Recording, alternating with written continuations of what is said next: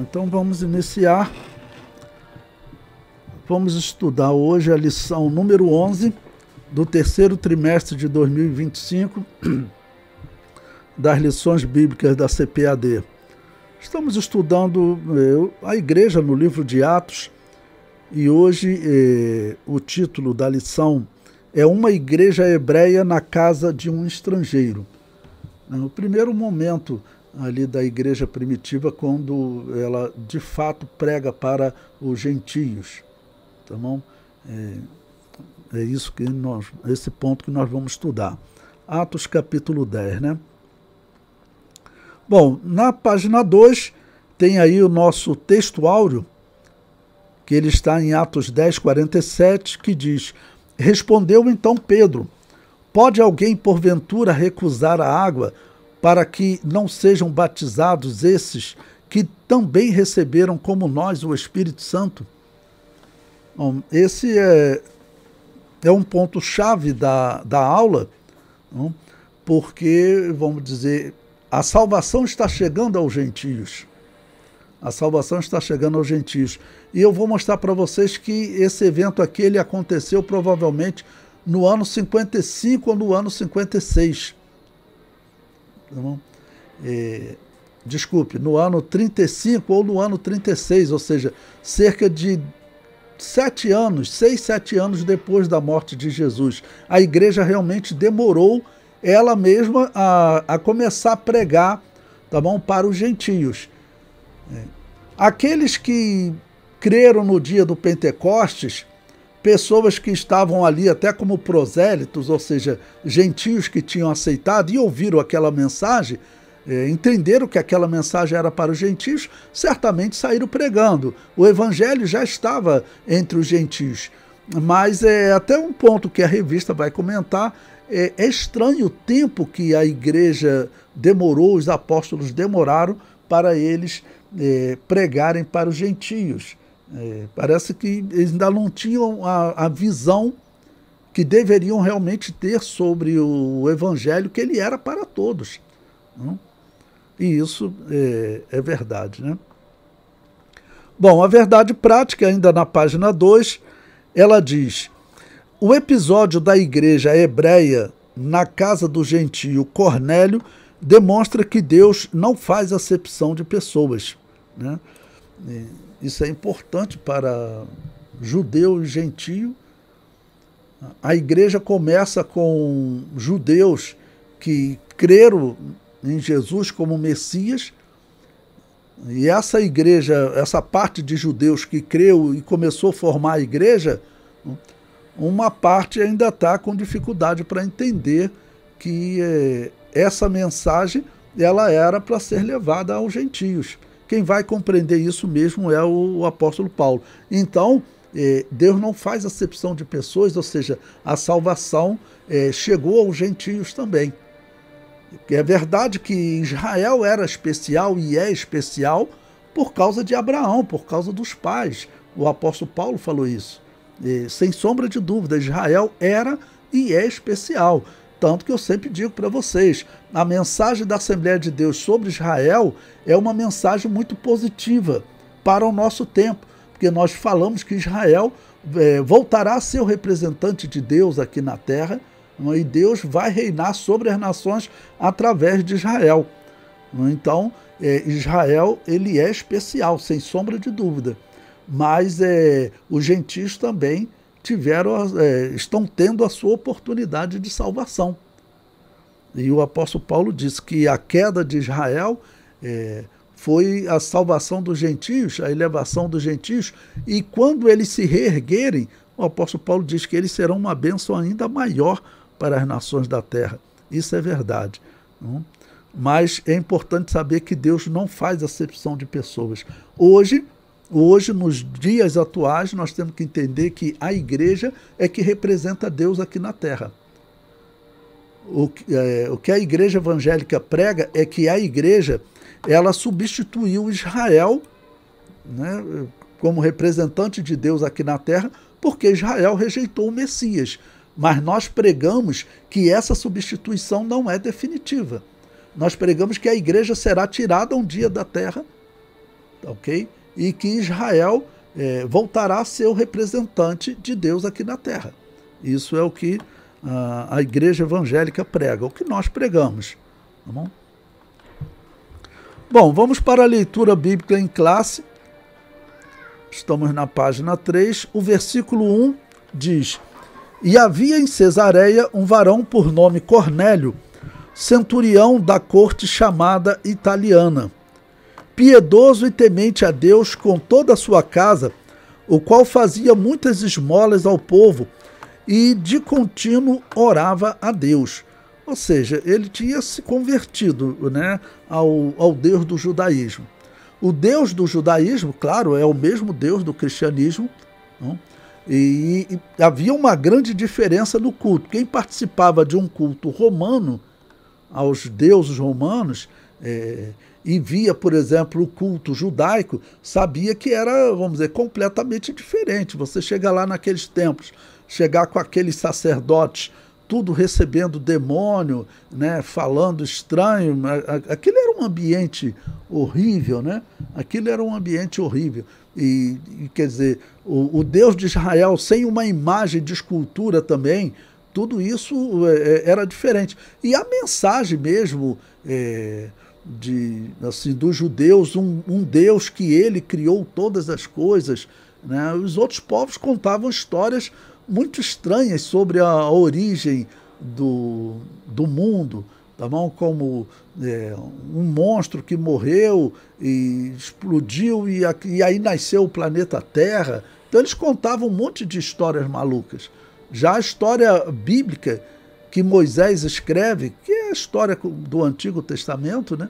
Que Moisés começa a escrever, aquela história da criação, ela é completamente diferente do que os outros babilônios e egípcios, que eram a referência, escrevia naquele período. Então, muitos se aproximavam também do judaísmo, porque via que, vamos dizer, o texto de Israel, ele era muito diferente do texto dos gregos, por exemplo, onde tinham deuses que mentiam, deuses que enganavam o outro, né? Deuses que criavam confusão com outros deuses. Então eram umas histórias muito estranhas. Então a história bíblica é uma história que hoje ela concorre com a ciência, né? E as suas tentativas de explicar a origem da humanidade. Ninguém discute aquela história do Egito ou da Babilônia de monstros explodindo, mas a história bíblica está aí, né? A conversão, né, desse centurião é especial, não? E veja o versículo 3. Este, quase a hora 9 do dia, viu claramente numa visão um anjo de Deus que se dirigia para ele e dizia: Cornélio. Ou seja, ele já servia o Deus de Israel. Ele já tinha visto, olha, esse Deus aqui faz sentido, esse livro deles e toda essa mensagem, comparando com Deus romano e grego, ele creu. Pois bem, o versículo 4. Este, fixando os olhos nele, muito atemorizado, disse: Que é, Senhor? E o anjo lhe disse: As tuas orações e as tuas esmolas têm subido para a memória diante de Deus. Agora, pois, envia homens a Jope e manda chamar a Simão, que tem por sobrenome Pedro. Este está com um certo Simão curtidor, que tem a sua casa junto do mar. Ele te dirá o que deves fazer. E retirando-se o anjo que lhe falava, chamou 2 dos seus criados e a um piedoso soldado dos que estavam ao seu serviço. E, havendo-lhes contado tudo, os enviou a Jope. E descendo Pedro para junto dos varões, aí continua na página 6, que lhe foram enviados por Cornélio, disse: Sou eu a quem procurais. Qual é a causa por que estais aqui? E eles disseram: Cornélio, centurião, varão justo e temente a Deus, e que tem bom testemunho de toda a nação dos judeus, foi avisado por um santo anjo para que te chamasse à sua casa e ouvisse as tuas palavras. Ou seja, Deus ele faz uma intervenção especial enviando um anjo, tá bom? dando uma mensagem a Cornélio. Nesse intervalo aqui do texto, é importante vocês leem com os seus alunos, do versículo 8 até o 21, acontece também que Pedro tem uma revelação de um lençol com animais imundos, uma ordem para ele comer. Ele diz que não, porque ele não pode comer isso que é imundo. E aí o anjo diz: não torne imundo aquilo que Deus purificou. Ou seja, existe uma mensagem que os gentios realmente eles estavam dominados por aquela religião aquela religião pagã, que era a religião de Roma e dos gregos. Os gentios estavam dominados por ela. Era a religião que predominava. A religião verdadeira, a mensagem do Deus verdadeiro, sobrevivia em um lugar só da terra nesse período, que era Israel.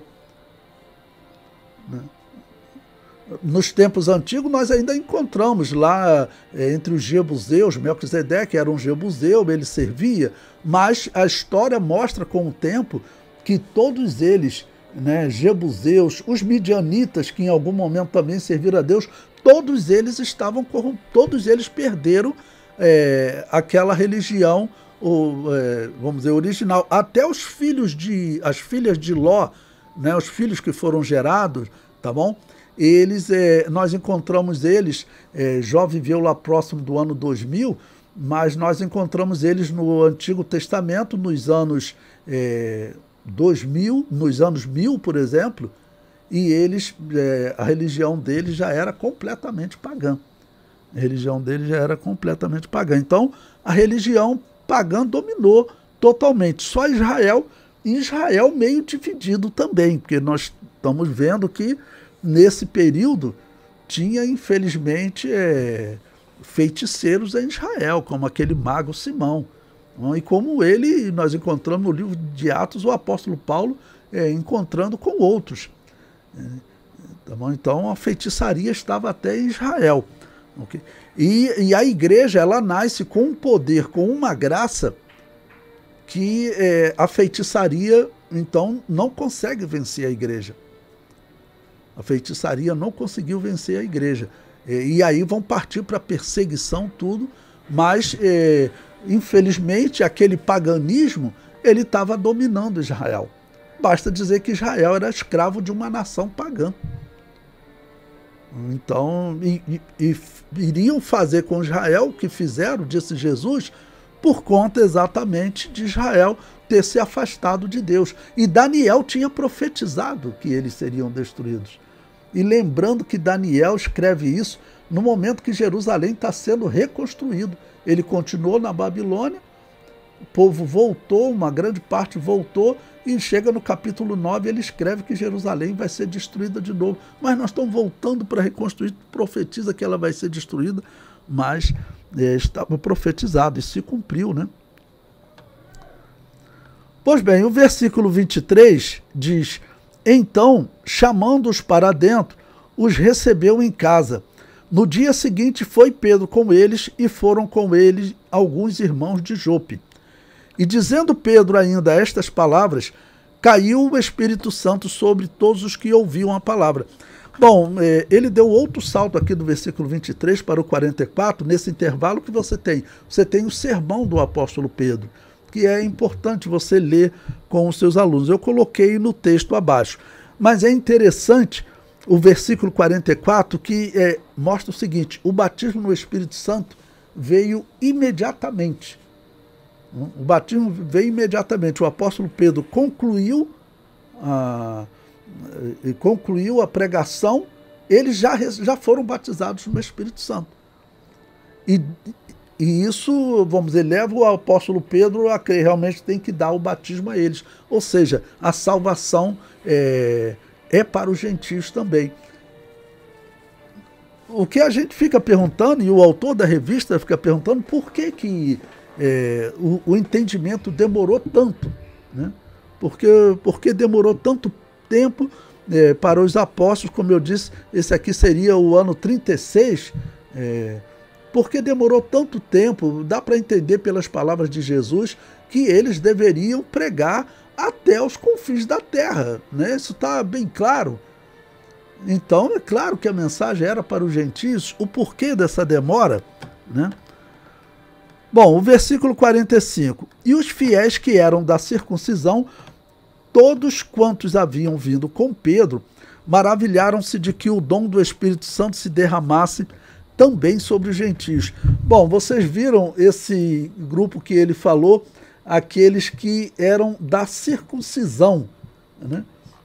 Ou seja, eram pessoas que eles eram meio cristãos e meio judeus.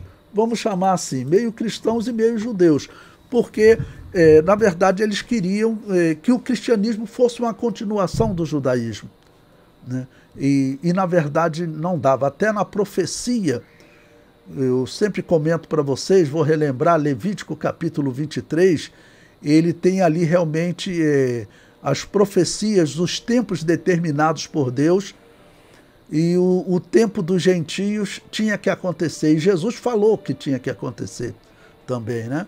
E Jesus disse que Jerusalém seria pisada pelos gentios até que o tempo dos gentios se completasse. E nós estamos vendo que está perto esse momento, né? Jerusalém está perto de não ser pisada mais pelos gentios, ou seja, está perto de Israel realmente ter direito sobre Jerusalém. É isso que está acontecendo, as propostas que estão acontecendo no mundo, né, envolve exatamente isso. Israel ter posse total de Jerusalém, ou seja, os gentios não pisarem mais em Jerusalém. Essa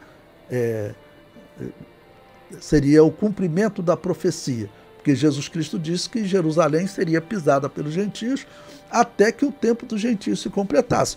Hoje, os gentios pisam em Jerusalém. Jerusalém, ele pertence às nações. Vocês lembram que o Donald Trump, no outro governo dele, ele colocou a embaixada dos Estados Unidos em Jerusalém. Aquilo foi uma novidade. Por quê? Porque Jerusalém não pode, os países colocarem a capital lá, porque Jerusalém não pertence aos judeus, até hoje. Provavelmente, nessas alianças de paz que eles estão fazendo aí, o que está acontecendo? Está acontecendo propostas para que Jerusalém volte para os judeus. Okay? Até porque a história comprova, né, que Jerusalém ele pertence aos judeus. Então, eles estavam lá há 2000 anos e os romanos expulsaram eles. Bom, no versículo 47, então, o apóstolo Pedro diz... Respondeu então Pedro: pode alguém porventura recusar a água para que não sejam batizados esses que também receberam como nós o Espírito Santo? Ou seja, para abrir a mente do apóstolo Pedro, Deus ainda fez um milagre a mais. Não? Pessoas que ainda não tinham nem sido batizadas em águas, imediatamente eles receberam o batismo no Espírito Santo. O versículo 48. E mandou que fossem batizados em nome do Senhor. Então rogaram-lhe que ficasse com eles por alguns dias. Bom, eu comento aí abaixo com vocês, infelizmente aconteceu um pequeno erro aí, eu não coloquei em verde, tá bom? Eu não coloquei em verde o texto que normalmente eu comento, mas esse texto agora que eu vou comentar, ele deveria estar em verde. Ele faz parte, na verdade, do comentário que eu acrescento. Ok?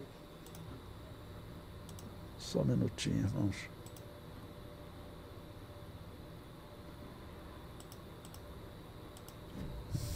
Vamos tentar corrigir isso. Estou tentando corrigir. Bom, então vamos prosseguir. Na página 7, eu acrescentei um comentário aí, onde eu digo: Cesareia ficava junto ao mar Mediterrâneo, distante uns 88 quilômetros de Jerusalém, e a uns 32 quilômetros de Lida, onde Pedro estava. Não, uma ideia para nós vermos como essas pessoas também, como elas caminhavam, né? Como essas pessoas andavam. Então você andar 88 quilômetros para pregar, no caso, como ele já estava no meio do caminho, ele já tinha andado, vai andar 32 quilômetros, tá bom? Mais ou menos a distância dessas cidades. Bom, o comentário diz, agora a introdução, na página 8,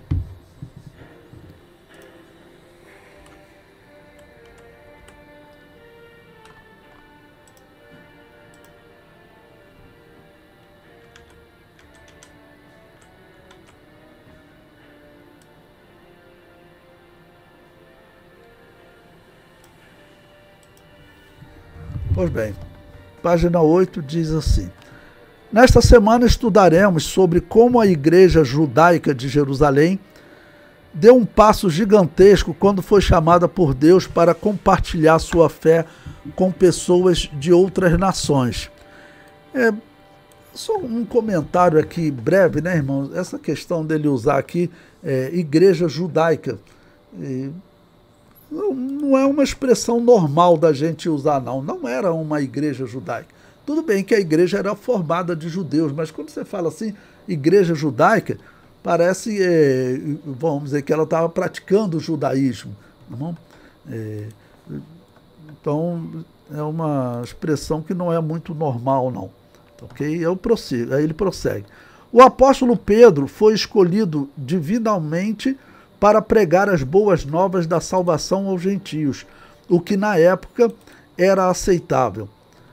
Atos 10 é uma das mais impressionantes histórias da Bíblia, onde fica evidente o grande amor e graça de Deus em salvar a todos aqueles que demonstrem fé na pessoa do seu bendito Filho, Jesus Cristo. Lucas destaca em seu livro que os gentios foram salvos e receberam o dom do Espírito Santo, da mesma forma que os judeus no Pentecoste, da mesma forma que todos no dia do Pentecoste, tá ok? Estamos na página 8.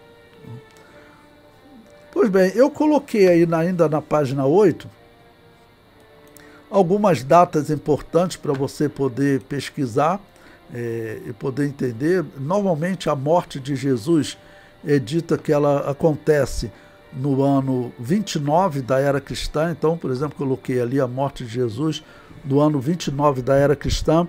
O Pentecostes também acontece no mesmo ano, no ano 29, mas aí tem a morte de Estevão, que acontece próximo do ano 30, o início da perseguição de Saulo, e normalmente é dito que Paulo se converteu no ano 32. E ele, logo depois, ele diz que ele viaja para a Arábia e fica 3 anos lá.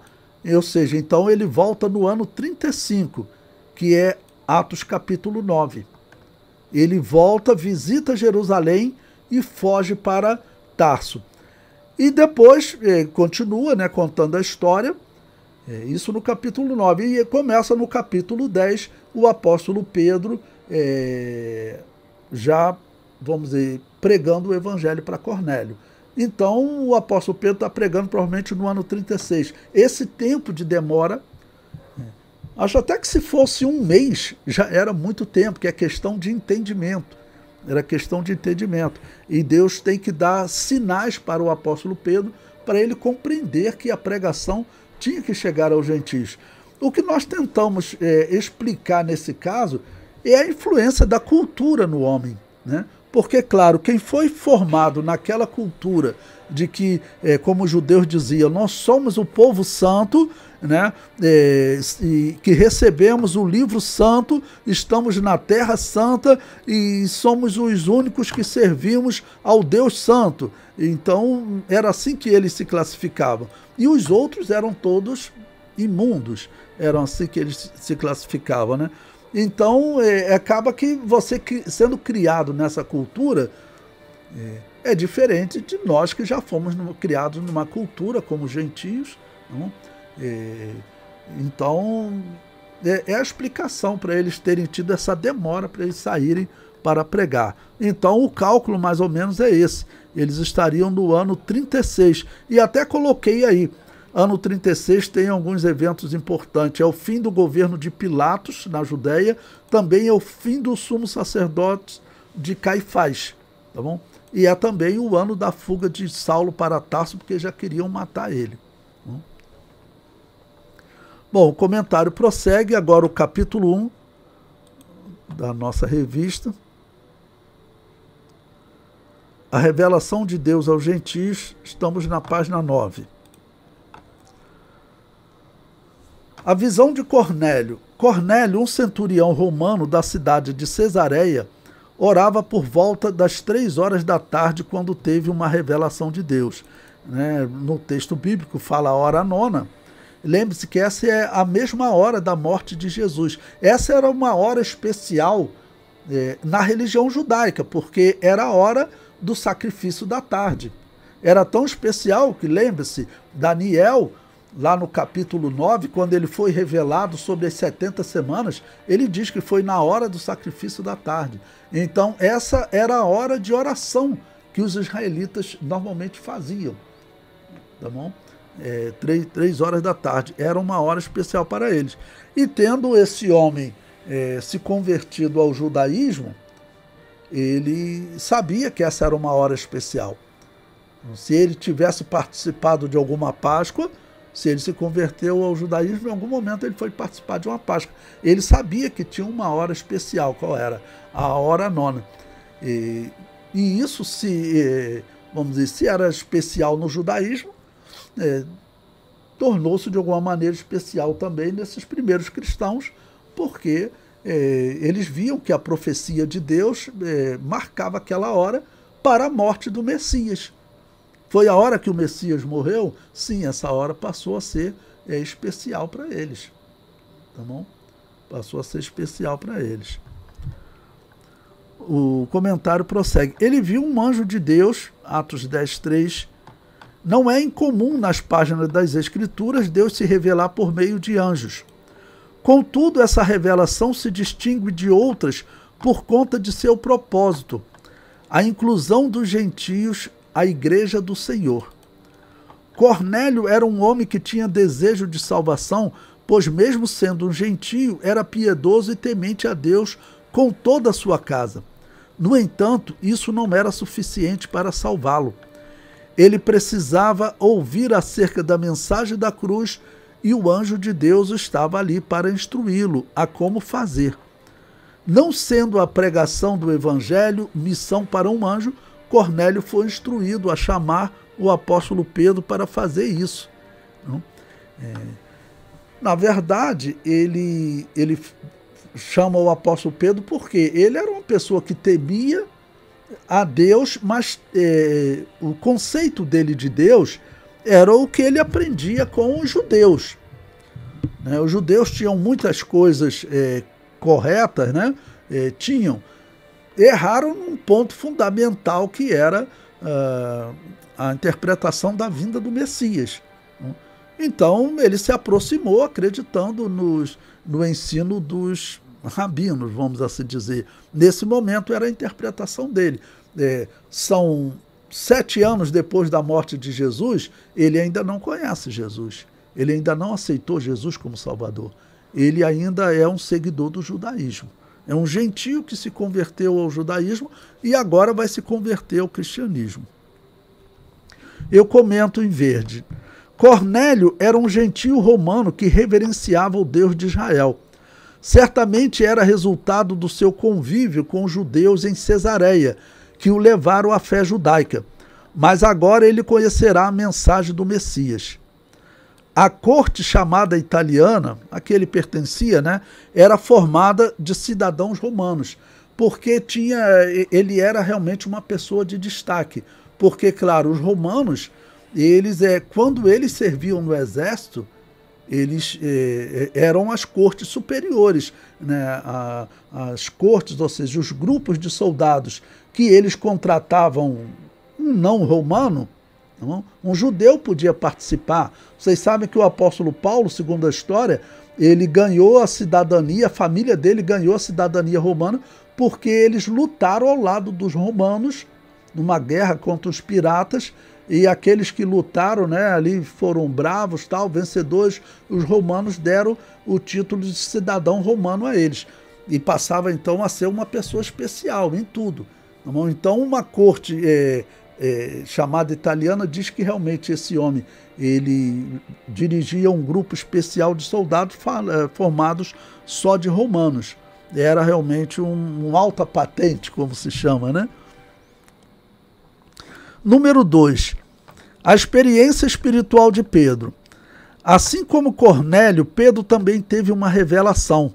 Atos capítulo 10, versículo 10. Pedro teve uma experiência espiritual com visão e revelação divina que o deixou perplexo. Deus sabia do impacto que a missão da casa do gentio Cornélio teria sobre as convicções de Pedro. E por isso, por meio dessa experiência espiritual, o preparo para o que viria pela frente. Pedro levaria as boas novas do Evangelho a um povo que, para ele, estava excluído do plano salvífico de Deus. Ele sentiu o caráter excepcional dessa revelação e achou por bem levar consigo outros 6 irmãos judeus naquela missão, né?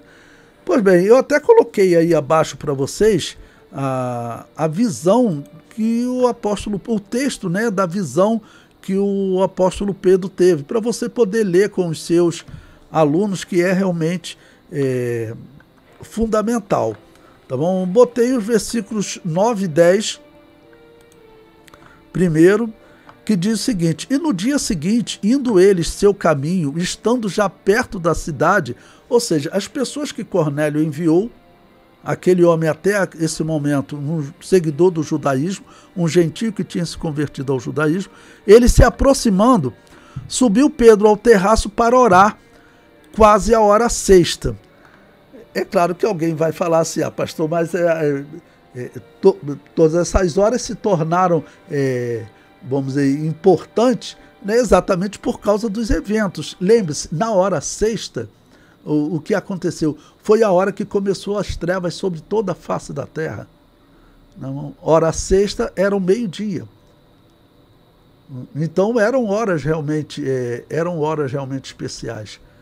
Jesus morre na hora nona, 3 horas da tarde, mas as trevas começaram a cobrir a terra na hora sexta, e nessa hora sexta também o que aconteceu? Pedro, né, então sobe para orar, e teve fome, quis comer. Enquanto lhe preparavam, sobreveio-lhe um arrebatamento de sentidos. Bom, talvez algum aluno te pergunte o que significa esse arrebatamento de sentidos. Bom, o arrebatamento de sentidos eu comento abaixo. É diferente do arrebatamento físico que Filipe experimentou, pois neste caso o seu corpo foi levado a outra região, né, o caso de Filipe. E também é diferente do arrebatamento do espírito, que o profeta Ezequiel e o apóstolo João experimentaram, pois neste caso o corpo fica inerte, enquanto o espírito e a alma são levados para receber alguma revelação, no caso do profeta Ezequiel e do apóstolo João, né? E o arrebatamento dos sentidos é também diferente do arrebatamento da igreja, pois neste caso o corpo é transformado em um novo corpo, o arrebatamento da igreja, né? No arrebatamento dos sentidos, o corpo fica inerte, mas não faz uso dos sentidos, como visão e audição, e fala nada, né? Tá bom? Bom, e para tentar entender também, o tradutor, ele escolheu o arrebatamento dos sentidos, tá bom? Mas eu comento abaixo, qual é o termo grego? Eu comento, a expressão arrebatamento dos sentidos no versículo é tradução do termo grego êxtase, que também pode ser traduzido por êxtase. Tá bom? Quando a pessoa sentia a presença de Deus, tá bom? Isso tanto em Israel, tanto que está no texto bíblico, e também os pagãos usavam também esse termo, mas em Israel também eles usavam, quando ele sentia a presença de Deus e que ele acontecia como aconteceu com Daniel, tá bom? Em algum momento, quando ele caiu prostrado, caiu de frente prostrado para a presença de Deus, na presença de Deus, tá bom? Isso é descrito como um êxtase. E realmente o termo grego aqui é êxtase. Na verdade, no arrebatamento dos sentidos, como ele chama, a pessoa foi arrebatada. Eu vi, né, há muito tempo que eu não vejo, eu vi quando jovem, num retiro espiritual que nós fizemos, uma irmã foi arrebatada, né, a pessoa fica deitada, tá bom, como se estivesse dormindo. E assim a expressão utilizada, num caso desse, do tradutor, é arrebatamento dos sentidos. No texto grego, êxtase. Tá bom? O ponto 3, vamos falar agora da urgência da pregação do Evangelho, na página 12. Bom, por essa urgência, né, e vamos começar de novo, vocês viram que até o autor comentou, vamos dizer, é estranho essa dificuldade deles entenderem, porque Jesus, durante o seu ministério, e a ordem de Jesus para pregar até os confins da terra, é claro que era para pregar para todos, a todas as gentes. Jesus falou, vocês sabem que lá está etnias, a todos os povos.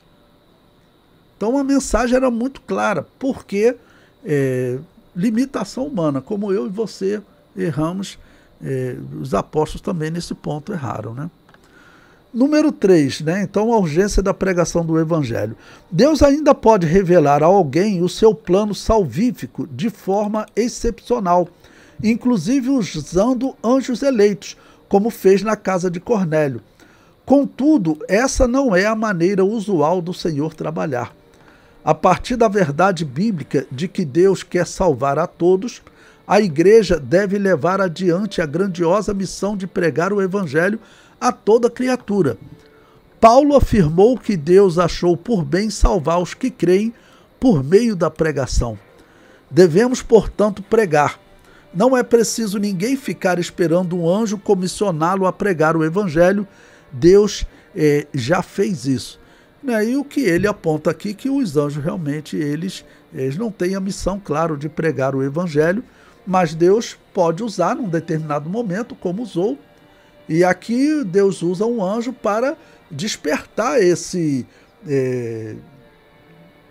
seguidor do judaísmo, né? Cornélio agora era um seguidor da religião judaica, para despertá-lo. E ele, talvez também, falando de limitação, né? Ele se aproximar agora ainda mais do judaísmo e entender que o judaísmo que ele estava seguindo era um judaísmo ultrapassado, que interpretou errado aquelas escrituras que o judaísmo tinha apresentado para ele. Então pense na situação, um gentio abandonou tudo do paganismo, se converteu ao judaísmo. Não? E agora, cerca de 7 anos depois, ele descobre que aquela promessa que havia no Antigo Testamento, que ele então estudava e servia a esse Deus, não? E ouvia nas pregações, nas sinagogas, aquela mensagem, na verdade, das sinagogas estava tudo errado, porque o Messias já chegou, veio, mas infelizmente foi morto. Então essa é a mensagem que ele recebe, né? Bom, então capítulo 2, a salvação dos gentios.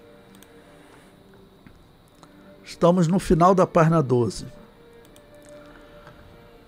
Pedro recebeu a missão de pregar para Cornélio e sua casa. Bom, uma pausa aqui para poder explicar para vocês. Realmente, nesse período, o apóstolo Pedro é que está, vamos dizer, de fato pregando. O apóstolo Paulo, ele voltou da Arábia, esteve em Jerusalém, né, chegou, vamos dizer, debater com alguns, acabou tendo que fugir. No final do capítulo 9, ele foge para Tarso, e agora o apóstolo Pedro está, vamos dizer, pregando. O apóstolo Pedro realmente foi o homem que, vamos dizer, deu início à pregação do evangelho no livro de Atos. Jesus Cristo havia prometido, né, que ele realmente iria abrir a pregação do evangelho, tá bom? Quando Jesus dá as chaves do reino a ele, o que significa aquela chave do reino? Ele abria a pregação do evangelho. Ele abre, o apóstolo Paulo estende e a igreja continua. Então, quando Jesus Cristo diz que lhe daria a chave do reino, o significado é esse. A igreja católica inventou outra coisa, né? Mas o significado é esse. Ele abriria a pregação do evangelho. Nesse período, o apóstolo Pedro está em Tarso. Tá bom? Nós estamos no capítulo 10, tá bom? Aí vai o capítulo 11, 12, é que o apóstolo Paulo vai, vamos dizer, retornar e vai começar a partir de Antioquia a pregar o evangelho, né? Tá bom? O comentário prossegue. Sua pregação é totalmente cristocêntrica, sempre apontando para a cruz de Cristo. Bom, é exatamente o que ele fala para Cornélio. Nós vamos ler o texto, né? Assim podemos perceber alguns eixos principais que sua mensagem percorria. Principalmente, Deus ama a todos. Todas as pessoas, quer judeus, quer gentios, são objetos do amor de Deus. Em segundo lugar, Deus quer salvar a todos. Deus não somente ama a todos, mas quer salvar a todos. Pedro agora reconhece que a salvação não é apenas para os judeus que guardam a lei, mas também para todo aquele que em qualquer nação o teme. Em terceiro lugar, Cristo é o Senhor de todos.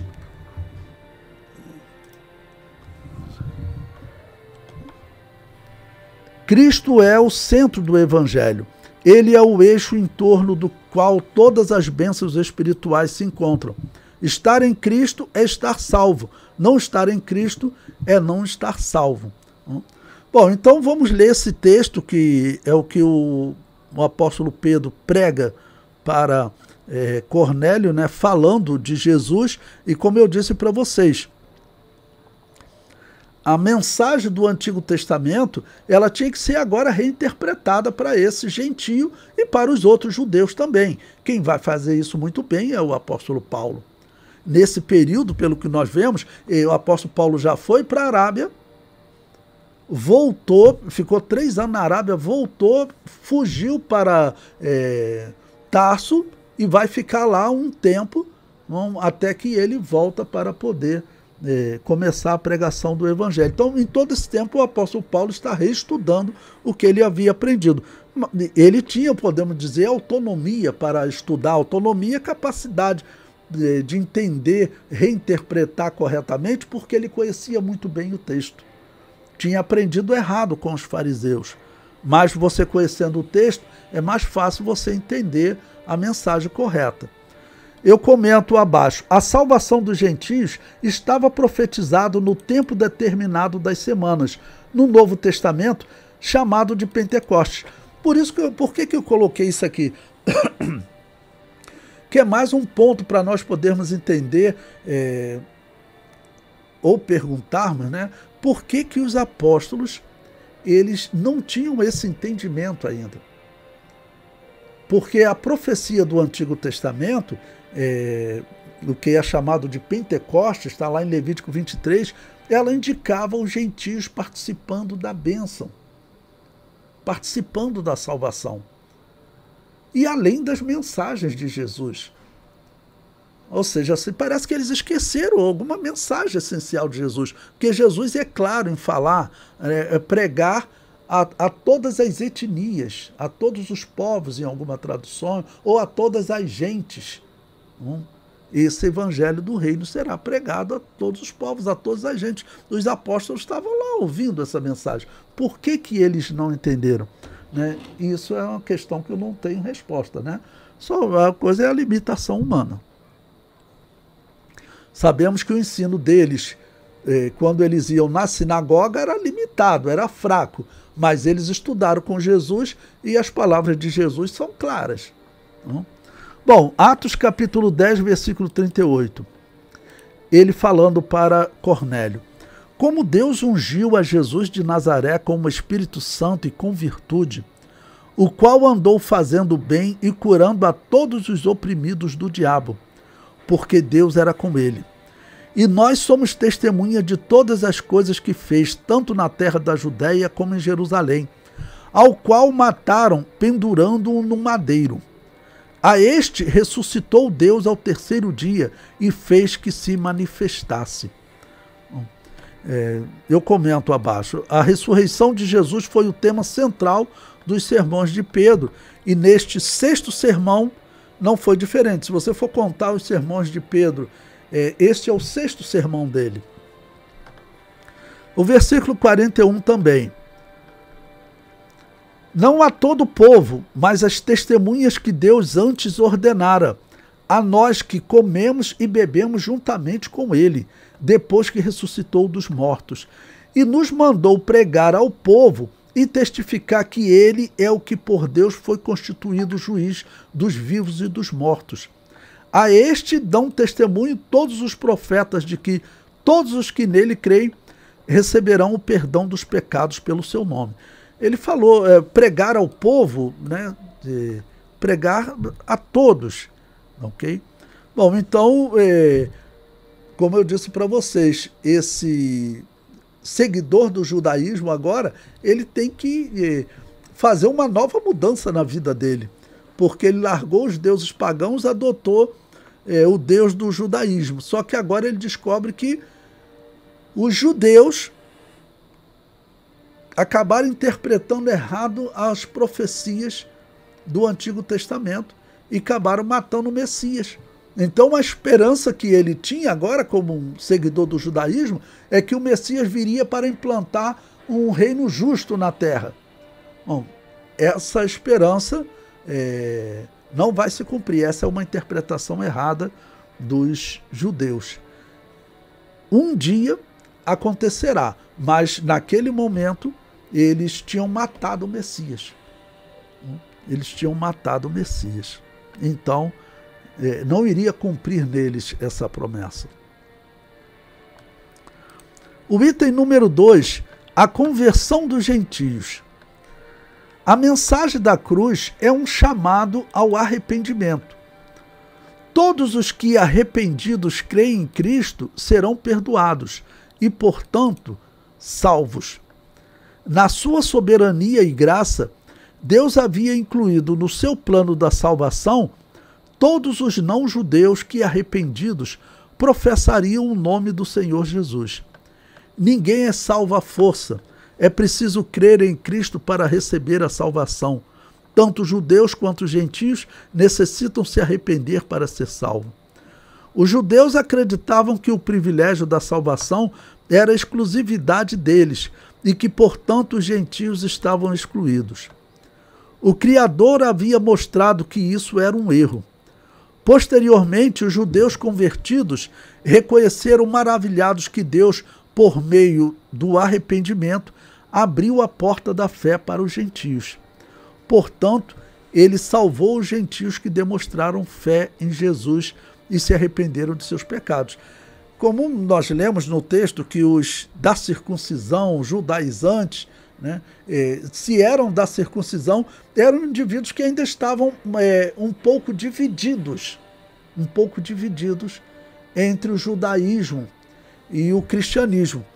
Sinceramente, não era para esses homens estarem com o apóstolo Pedro, porque essa divisão era negativa. É claro que iria trazer problema para a igreja, tá bom?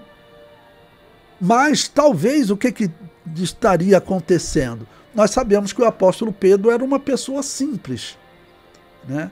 Ele era um pescador. Então, como pescador, ele certamente ia na sinagoga para ouvir. A leitura dele deveria ser uma leitura simples. Ele não era formado como Saulo de Tarso, não? E estão entrando agora para o cristianismo alguns sacerdotes, que nós vimos, texto dizendo, nos dias de Estevão, semana passada nós estudamos, que tinham sacerdotes que estavam obedecendo à fé. Bom, será que tinha algum que estava nessa situação, que seria chamado da circuncisão, que ainda estava meio cristão, meio judeu? Isso é ruim. Mas aquelas pessoas antes, eles estavam, por exemplo, numa sinagoga dando aula.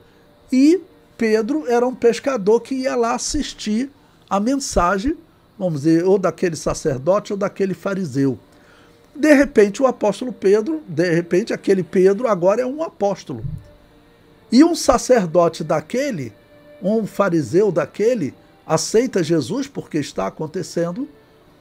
Quando ele chega ali, acaba que eles querem influenciar no apóstolo Pedro. Pode ser isso. O capítulo 11, quando você lê o capítulo seguinte, o apóstolo Pedro teve que fazer um discurso para explicar a eles por que ele entrou na casa de gentios, porque eles foram cobrar ao apóstolo Pedro. Então, veja que faz sentido o que eu estou dizendo. Eles, sacerdotes e fariseus que se converteram ao cristianismo, eles começaram a se sentir numa posição. Nós conhecemos mais das Escrituras, porque Escrituras, nesse momento, é o Antigo Testamento. Não tinha sido escrito nenhum livro. Então, em termos de escrituras, eles conheciam mais. Acaba que eles estão com uma certa autoridade nesse cristianismo que está nascendo. Por quê? Porque o apóstolo Pedro era uma pessoa, vamos dizer, simples, né? Que se assentava para aprender com eles. Eu estou colocando essa possibilidade, que para mim é realmente o que está acontecendo. E talvez essas pessoas, eu falo, talvez eles fossem os responsáveis por essa pausa do apóstolo Pedro, sabendo que estava havendo perseguição e mortes também. Estava havendo perseguição e mortes. Nesse período agora dá uma diminuída, porque Saulo de Tarso se converteu, aí a perseguição diminuiu. Ok? Diminuiu. E algumas coisas acontecem, foi significativo aquelas datas que eu coloquei ali para vocês, porque quem era o grande perseguidor? Era Caifás e aquela família de saduceus que estavam no sacerdócio. Eles eram o grande perseguidor. E o que acontece nesse ano 136? Ele é tirado do sacerdócio. Roma tira ele, né? Entendeu? Porque era Roma que controlava.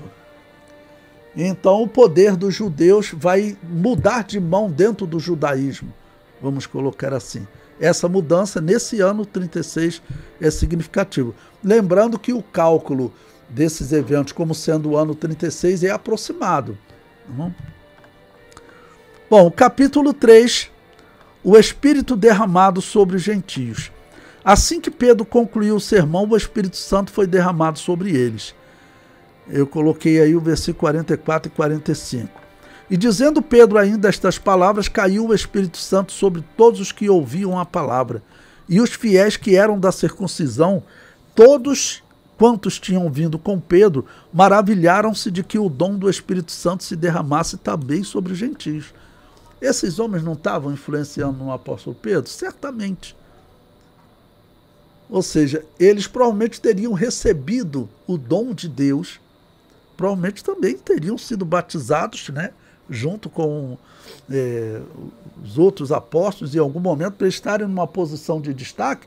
Provavelmente eles receberam o batismo no Espírito Santo e eles estariam interpretando, é o que o texto está deixando claro, que mesmo esse batismo no Espírito Santo era só para eles judeus. Ou seja, era o pensamento de que os gentios eram imundos e não poderiam receber o Espírito Santo. Então, o fato do apóstolo Pedro ser essa pessoa simples, pode ocorrer essa influência. Já Saulo de Tarso, que era, vamos dizer, um grande conhecedor das Escrituras, vocês sabem, eu já contei para vocês em outros momentos, que existe uma história no Talmud, que são o livro das histórias judaicas. Eles contavam de um discípulo de Gamaliel, que o menino era um gênio, um especialista nas Escrituras, e que Gamaliel estava preparando ele para ele substituir Gamaliel na posição de grande mestre de Israel. E aí para de falar desse discípulo, né, o Talmud, que é o nome da obra judaica. Ele depois não fala mais o que aconteceu com esse discípulo. Existe a suspeita, e é possível, né, que fosse o apóstolo Paulo. Não? Porque Deus, claro, está usando também a formação dos homens, a inteligência, a capacidade intelectual de cada um. Não? Deus está usando também o ser humano. E eu falo isso porque Deus ama esse homem, Deus quer mostrar que esse homem ele tem algo de especial, ele é uma criatura diferente. Eu sempre falo isso porque os anjos, eles não têm a capacidade de se arrepender, e os homens têm a capacidade de se arrepender. Não? Então Deus está operando aqui na terra, mas os homens eles têm um lado bom. Tem um lado bom e Deus está usando esse lado bom. Não é verdade aquilo que os calvinistas dizem, que eles chamam de depravação total, que o homem não tem nada de bom. Essa é uma mensagem satânica. Quem pregou isso foi Satanás, quando foi diante de Deus no livro de Jó. Satanás, a declaração dele é que o homem ele faz tudo por interesse, que não tem nada de bom nele. Essa é a descrição. Satanás defende a doutrina da depravação total. Essa É a verdade, né? Número 1, o Espírito prometido. O batismo no Espírito Santo, experimentado pelos gentios na casa de Cornélio, foi um dos fatos mais marcantes que aconteceu nos dias da igreja primitiva. Anos mais tarde, durante o primeiro concílio da igreja em Jerusalém, Pedro faz referência a esse fato como sendo uma das promessas feitas por Deus aos gentios. Assim, o recebimento do Espírito Santo, incluindo a experiência pentecostal do batismo no Espírito Santo, era a bênção de Abraão feita aos gentios. Pedro já havia dito, citando a profecia de Joel, que o batismo no Espírito Santo era uma promessa de Deus a toda a carne. A promessa, portanto, não se limitava mais aos judeus, nem tampouco a uma classe especial, reis, profetas e sacerdotes, mas a todos quantos nosso Deus chamar. Eu, você e todos os que creem em Cristo somos contemplados com essa promessa de Deus. Então, até pegando o discurso do apóstolo Pedro no dia de Pentecostes, citado por ele, em Atos capítulo 2, 39, o apóstolo falou que a profecia de Joel estava se cumprindo, o Espírito Santo estava sendo derramado, e infelizmente os israelitas, por terem rejeitado o Messias, perderam. A parte dos israelitas que aceitaram e os gentios, esses receberam a unção do Espírito Santo. A promessa se cumpriu neles. A promessa se cumpriu neles. O comentário, eu coloquei agora também um texto que eu acrescentei. O que significa? E os fiéis que eram da circuncisão. Eu comento. Pedro foi acompanhado por cristãos que ainda se identificavam com o judaísmo e defendiam que o cristão deveria seguir os ritos judaicos. Eles ficaram maravilhados do dom que havia sido manifestado no dia do Pentecostes, seja manifestado também aos gentios. Então, eles, com esse pensamento de que o cristianismo deveria manter os ritos judaicos, esse pensamento nós identificamos na história que ele vai durar pelo menos até próximo do ano 70, quando teria sido escrito a Epístola aos Hebreus, no ano 69, 68, antes de Jerusalém ser destruída. Ok? Por quê? Porque o autor aos Hebreus, ele falando sobre, para os israelitas, o tema da carta aos Hebreus é mostrar para eles que Israel não tinha como voltar a ser o povo de Deus. Por isso que ele diz no capítulo 6, é impossível aqueles que uma vez recaíram, ele está falando de Israel. A nação de Israel era impossível ela se levantar naquele momento, porque realmente, olhando para a profecia, se foi Apolo ou se foi Paulo que escreveu, olhando para a profecia diz que começa a era dos gentios e ela vai durar um determinado tempo. Ela vai durar um determinado tempo. Essa era dos gentios, que começou na morte de Jesus, no nascimento da igreja, no Pentecostes, ela completou 1996 anos, agora em 2025. Vai completar 2000 anos em 2029. Então, alguns interpretavam que realmente o tempo dos gentios deveria durar 2000 anos. E tem rabinos que eles interpretam que o sétimo milênio, ele é o milênio de descanso, porque foram 4000 anos de Adão até Jesus e 2000 anos de Jesus até no ano 2029 agora. Então são 6000 anos. Tinham rabinos que interpretavam, e teve um cristão chamado Irineu de Lyon, que ele falou que quando completasse 6000 anos de existência da humanidade, 2000 anos da morte de Jesus, que haveria uma grande mudança na Terra, e ele falou até que começaria o reino de Deus na Terra. Palavras de Irineu de Lyon. Interessante, né? Bom, o item número 2, o Espírito recebido. Como vimos, logo após os gentios terem recebido a palavra de Deus, isto é, se convertido à fé cristã, o Espírito Santo foi derramado sobre os crentes gentios em Cesareia. E os fiéis que eram da circuncisão, todos quanto tinham vindo com Pedro, maravilharam-se de que o dom do Espírito Santo se derramasse também sobre os gentios. Esse derramamento do Espírito veio acompanhado pela evidência física do falar em outras línguas e expressões de louvor, que aparecem aqui como um padrão já aceito pela comunidade cristã, porque os ouviam falar em línguas e magnificar a Deus. Bom, esse falar em línguas é o mesmo termo lá de Atos, capítulo 2, versículo 3. Eu comento abaixo. O termo grego glossa, que foi traduzido como língua em Atos 2:3, lá, línguas de fogo, né? É o mesmo usado neste versículo. O texto bíblico descreve o espanto dos que estavam com Pedro por ver o dom do Espírito Santo ser derramado.